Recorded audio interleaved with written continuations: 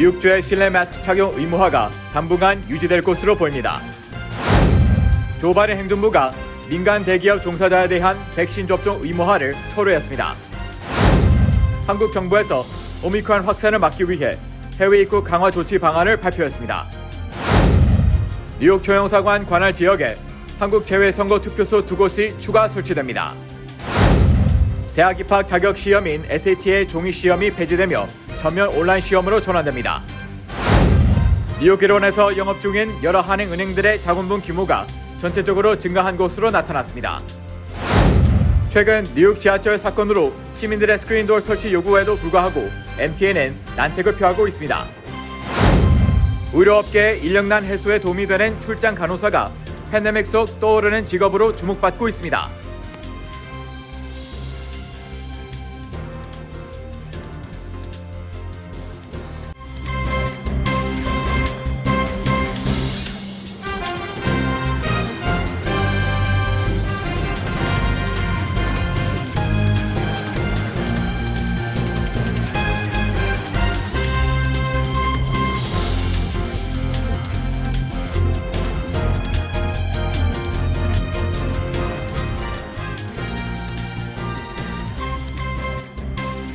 여러분 안녕하십니까?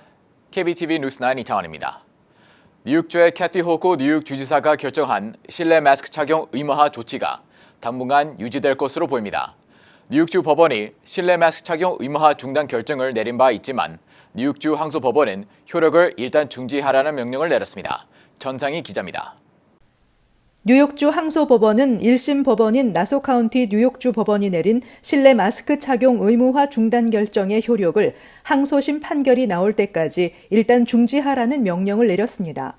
나소 카운티 주 법원은 나소 카운티에 거주하는 학부모 14명이 제기한 실내 마스크 의무화 중단 소송과 관련해 캐시 호쿨 주지사가 내린 실내 마스크 의무화 명령은 위헌적이라며 호쿨 주지사에게는 이런 조처를 시행할 권한이 없다고 판결했습니다. 재판부는 뉴욕주 모든 주민이 코로나19 사태가 곧 끝나길 바란다는 사실에 의문의 여지가 없다면서도 그러나 코로나19 종식을 위해 특정한 법률을 제정하는 일은 주 입법부의 소관이라고 밝혔습니다. 앞서 호쿨 주지사는 지난달 10일 공립학교와 식당, 대중교통, 구치소, 널싱홈 등 주 전역의 모든 공공실내시설에서 반드시 마스크를 착용해야 하며 이를 어기면 최대 $1,000의 벌금을 부과받도록 하는 행정명령을 내린 바 있습니다. 지난달 13일부터 시행에 들어간 마스크 의무화 명령은 당초 지난 15일 종료될 예정이었지만 오는 2월 1일까지로 한 차례 연장됐습니다. 1심 법원 판결로 실내 마스크 의무화 조처가 중단될 위기에 처했었지만 뉴욕주 검찰이 즉각 항소법원에 항소를 제기하면서 관련 조처는 판결이 나올 때까지 유지될 수 있게 됐습니다.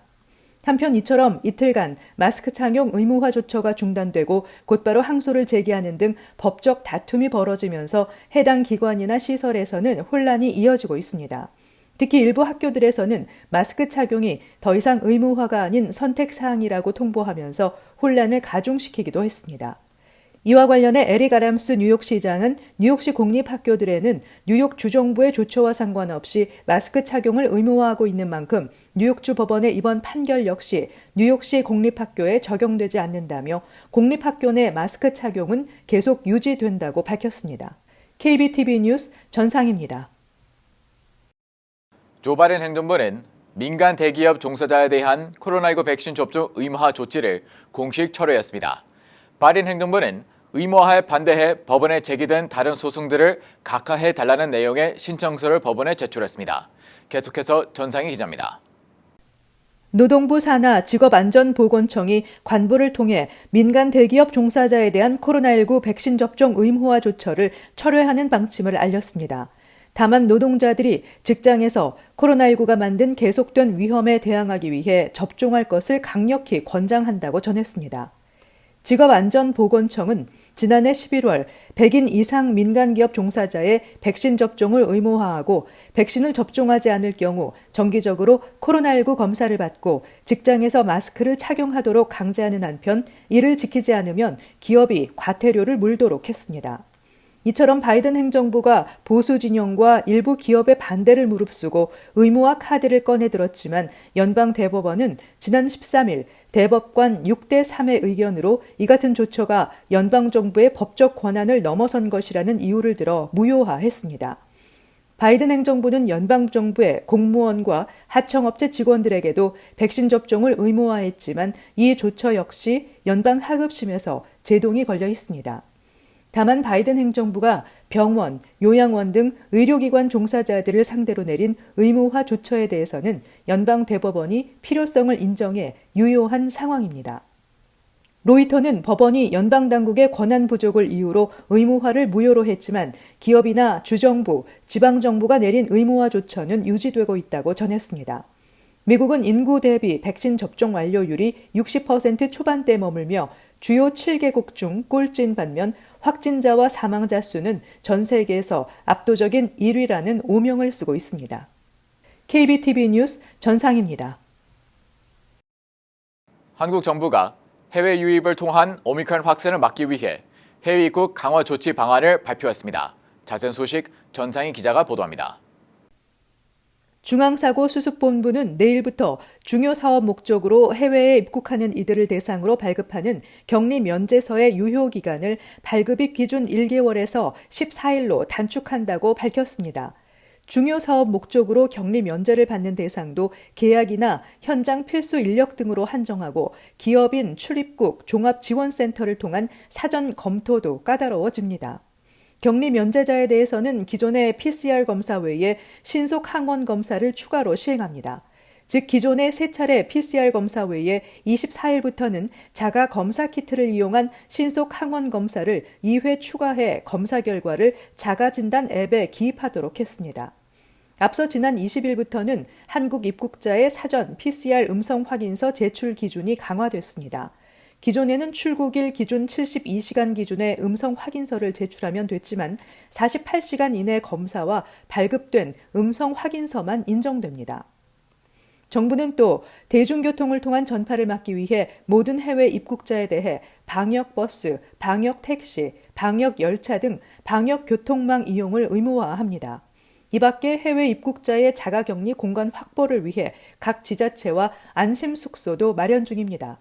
한편 해외 입국자에 대한 격리 기간은 현행 해외 입국자 관리 정책에 따라 다음 달 3일까지는 10일을 유지할 것으로 전해졌습니다. 한국 정부는 다음 달 초 해외 입국자 격리 지침 조정 여부를 발표할 계획입니다. KBTV 뉴스 전상입니다. 제20대 한국 대통령 선거 재외선거 투표소가 뉴욕 총영사관 관할 지역에 추가로 2개가 설치됩니다. 안지영 기자가 전해드립니다. 뉴저지 테너플라이의 한인 동포회관 KCC와 필라델피아 첼트넴의 재외선거 투표소가 추가로 설치됩니다. 제20대 한국 대통령 선거의 재외선거 투표소 추가 설치와 관련해 지난 11일 한국 국회 정개특위에서 법안이 통과된 것에 따른 것입니다.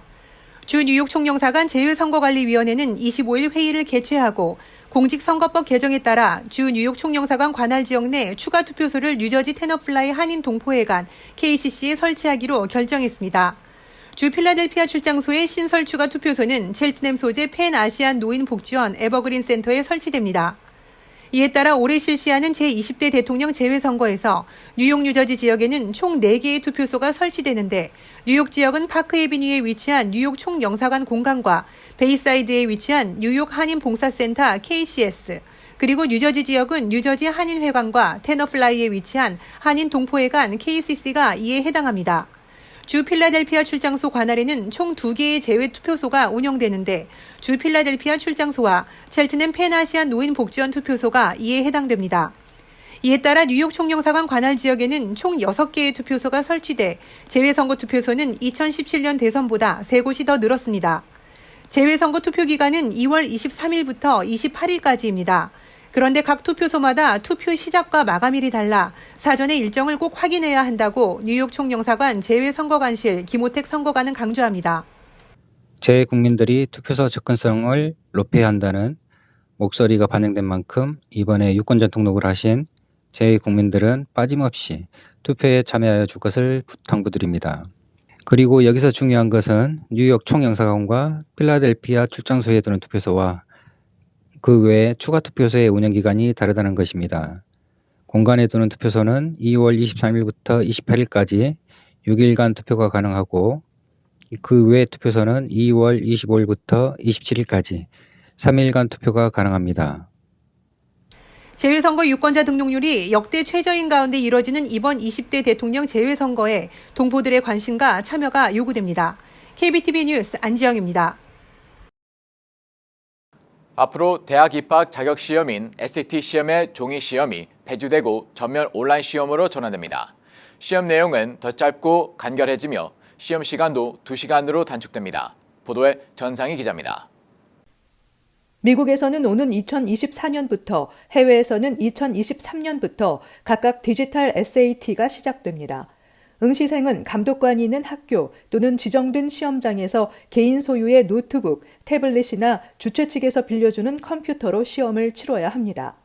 시험 시간은 종전 3시간에서 2시간으로 짧아지고 시험 결과도 며칠 안에 통보될 예정이라고 칼리지 보드는 전했습니다. SAT의 디지털 전환 발표는 이 시험이 부유층 백인에게 유리하다는 비판이 높아지고 코로나19 사태 이후 이 시험 성적 제출을 의무화하지 않는 대학이 늘어나고 있는 가운데 나왔습니다. 시민단체 공정하고 열린 시험을 위한 국가센터에 따르면 올해 가을 학기 입시에서 SAT 시험을 의무화하지 않는 미국 대학은 거의 80%에 육박합니다. 명문 하버드대를 비롯한 다수의 대학은 SAT나 ACT와 같은 시험 성적보다는 고교 시절의 전반적인 학업 성취도와 다양한 활동을 기준으로 신입생을 선발하는 추세를 보이고 있습니다. 고등교육 전문지 인사이드 하이어 에드 보도에 따르면 아이오와, 콜로라도, 일리노이, 몬타나, 워싱턴주 등 최근 들어 일부 주정부들이 주립대학 등을 대상으로 SAT, ACT 점수 제출을 요구하지 않는 결정이 잇따르고 있습니다. 최소 한 번 이상 SAT에 응시한 학생 수도 2020년 220만 명에서 지난해 150만 명으로 급감했으며 올해는 현재까지 170만 명으로 집계됐습니다. KBTV 뉴스 전상입니다. 여러 한해은행들의 실적 보고서에 따르면 코로나19 팬데믹에도 불구하고 자산과 예금 등 자본금 규모가 증가한 것으로 나타났습니다. 홍찬우 기자가 전해드립니다. 코로나19 팬데믹에도 한인은행들의 자산과 예금, 대출 등 주요 외형 부문이 성장하면서 자본금 규모도 증가해 지난해 3분기 전체 자본금은 44억 달러에 육박한 것으로 나타났습니다. 뉴욕 일원에서 영업 중인 11개 한인은행이 연방예금보험공사 FDIC에 보고한 2021년도 3분기 실적에 따르면 이들 은행의 전체 자본금 규모는 43억 9,385만 8천 달러에 달했습니다. 전년 동기 41억 7,733만 달러와 비교하면 5.18%, 즉 2억 1,651만 달러가 증가한 수치입니다. 자산은 366억 2,697만 달러로 전년 동기 328억 1,046만 달러에 비해 11.63%, 즉 38억 1,651만 달러가 늘었습니다. 미주 최대 한인은행인 뱅크 오브 호프는 자산 규모만 178억 달러입니다. 뱅크 오브 호프의 자본금은 23억 6,251만 달러로 11개의 한인은행 전체 자본금의 절반에 가까운 48.58%를 차지했습니다. 이어 자산 규모 68억 달러인 한미은행이 자본금 7억 2,963만 달러로 2위에 우리아메리카은행이 3억 696만 달러로 3위에 각각 이름을 올렸습니다.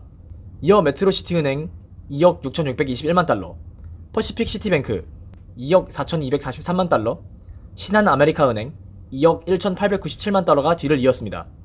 또 지난해 3분기 뉴욕 일원 11개 한인은행의 전체 자산 대비 자본금 평균 비율도 12%로 탄탄한 수준을 유지하고 있습니다. 다만 전년 동기 12.73%에 비해서 0.73% 하락했습니다. 자산 대비 자본금 비율은 뱅크 오브 호프가 13.28%로 가장 높았습니다.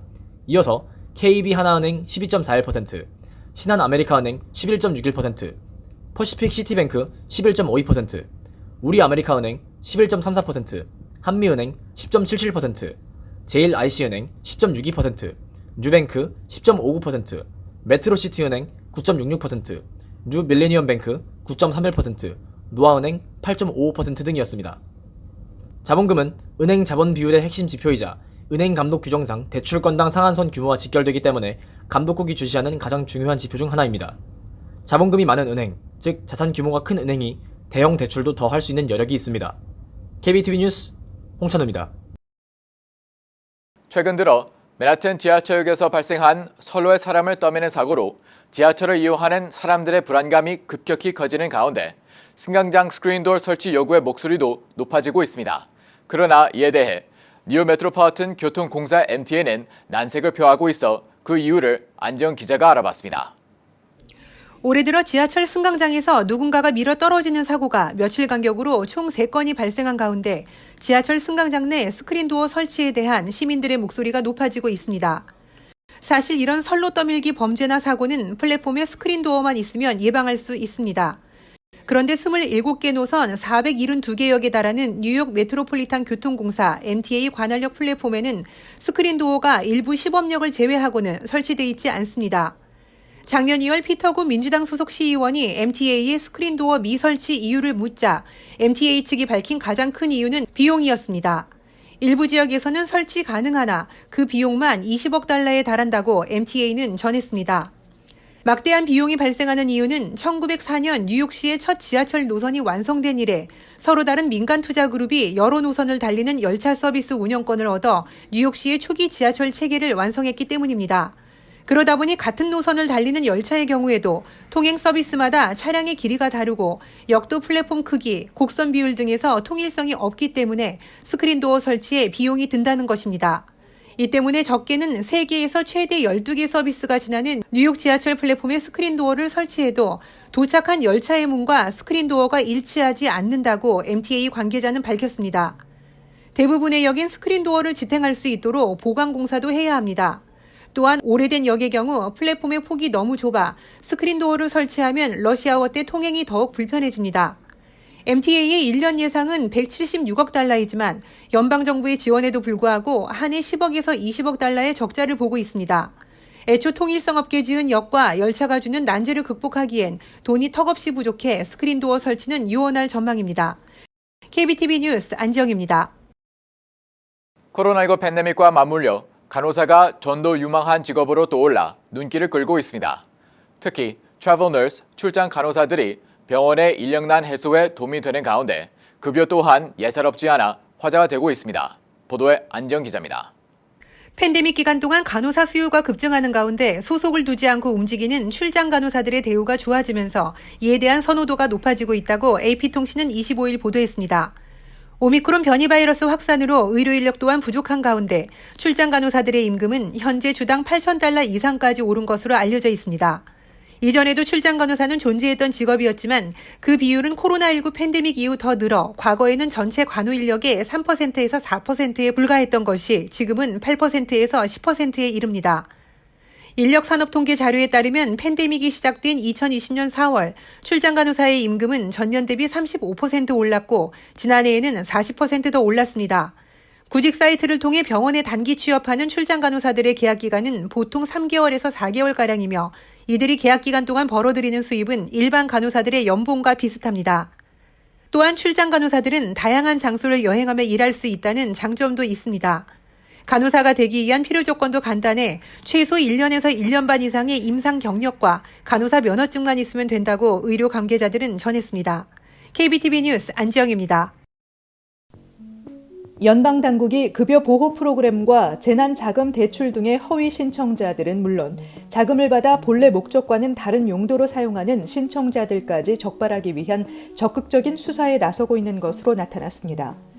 연방재무부 산하 팬데믹 극복 특별감사관실은 코로나 바이러스 구제 법안에 의해 경제피해 재난자금 대출, 급여 보호 프로그램 등이 제대로 실시되고 있는지를 감찰하고 내부 고발도 접수하는 기관으로 합동수사에는 연방법무부, 국세청, 중소기업청 등이 참가하고 있습니다.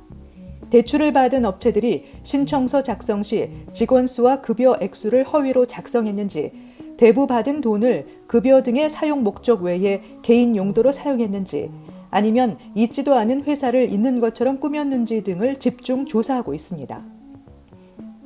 아동에 대한 코로나19 위험이 커지고 있다는 경고가 나오고 있는 가운데 뉴저지주 교육국이 12세 이상 학생 대상 코로나19 백신 부스터샷 접종을 적극 권고하는 내용의 새 지침을 내놨습니다.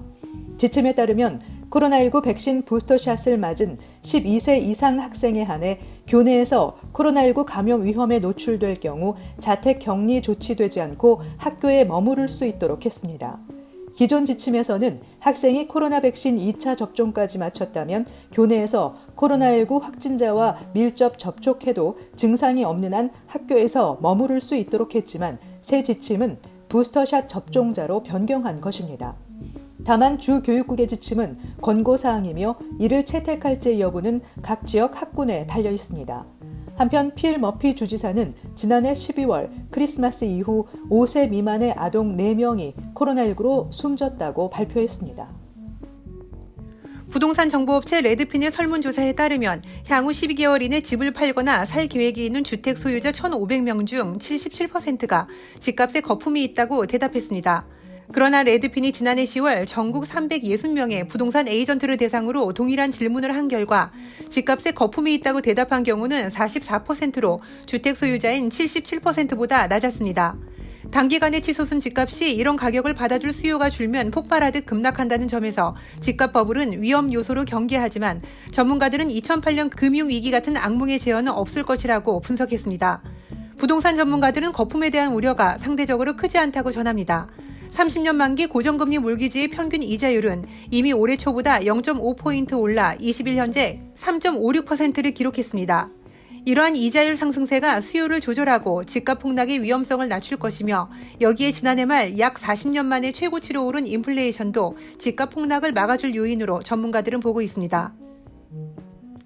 뉴저지 턴파이크 교통국은 지난주 화재로 손상된 가든스테이트 파크웨이 구간 복구에 350만 달러를 투입하기로 했다고 밝혔습니다. 주 경찰은 지난주 가든스테이트 파크웨이 오션카운티 브릭타운십 90번 출구와 91번 출구 간 도로 및 터널에서 화재가 발생했다고 전했습니다. 지름 66인치 터널에는 광 케이블 및 포구 처리 파이프 등이 설치돼 있었는데 이번 화재로 모두 파손됐다고 관계자들은 전했습니다. 이번 화재는 이 지역에서 1년도 채 되지 않아 발생한 두 번째 화재로 알려졌습니다. 작년 3월 이 지역에선 화재로 170에이커의 나무가 타버렸고 30채의 집이 피해를 입었습니다. 잠시 후 커뮤니티 브리핑을 전해드립니다.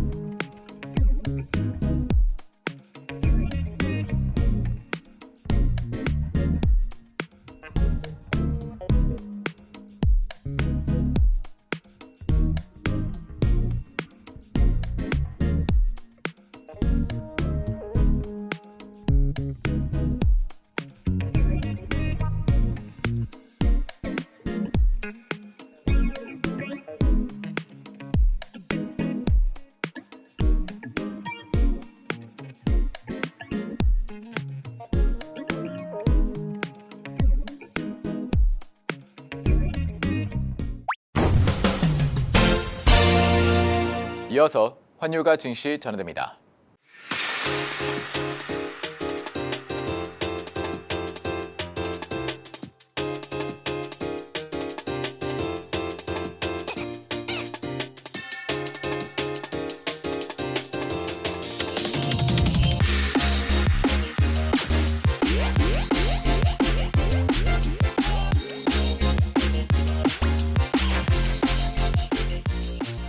잠시 후 뉴욕과 뉴저지 날씨 전해드립니다.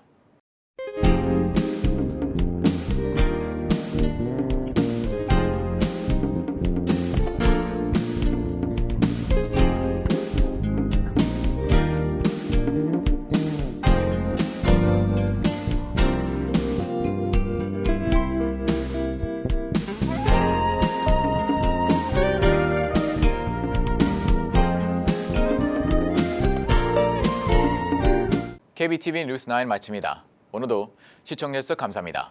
편안한 밤 보내시기 바랍니다.